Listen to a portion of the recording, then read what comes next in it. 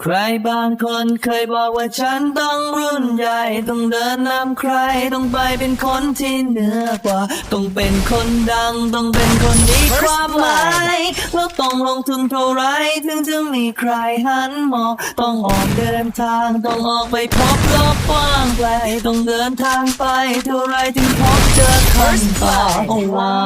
ยวายวายวายความสุขมันหายไปตั้งแต่ตอนไหน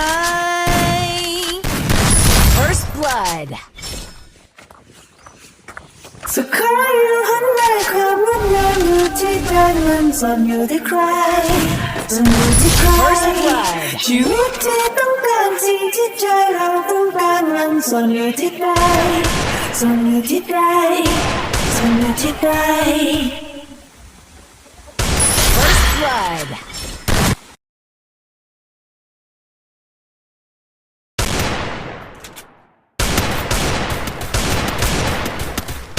First blood.